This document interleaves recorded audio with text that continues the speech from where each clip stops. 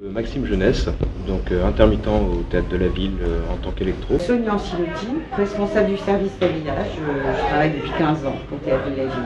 Je m'appelle Véronique Marcy, je suis électro au Théâtre de la Ville. Je m'appelle Claire Thiebaud et pour le Théâtre de la Ville, je suis régisseur général. Je m'appelle Erwan Huon, je suis employé comme intermittent au Théâtre de la Ville, comme régisseur audiovisuel. Être intermittent, c'est pas un métier, c'est juste un statut.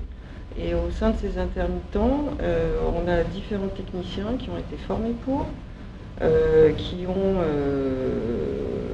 des tâches bien spécifiques.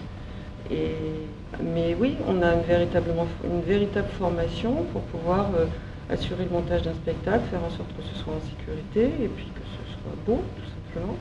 Le quotidien d'un intermittent, c'est quelque part la précarité. C'est-à-dire c'est ne pas savoir de quoi demain, après-demain, l'année prochaine sera fait.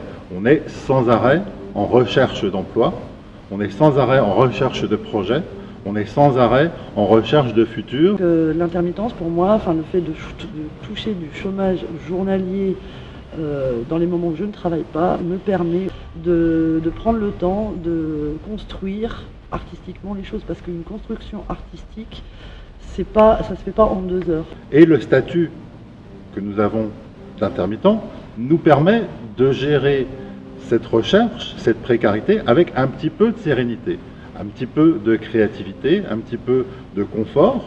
Moi, en ce qui me concerne, c'est une liberté d'être intermittent du spectacle. Les permanents, dans tous les cas, sont dépendants des intermittents, sans qui autrement il faudrait des équipes de permanents très grandes, et a priori il n'y aurait pas les budgets. À la saison, un intermittent pour 2 permanents. Ça, on ne peut pas fonctionner autrement, parce que le déroulement, les jours de repos, etc., on est obligé d'être à 3. Voilà. Donc en moyenne, c'est ça sur une saison de septembre à juin.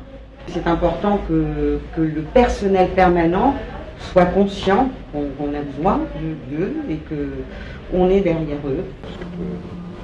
Je participe à plusieurs projets et le statut intermittent me permet donc de varier le type de projet et le type d'employeur aussi. Ça casse les habitudes, tout à fait.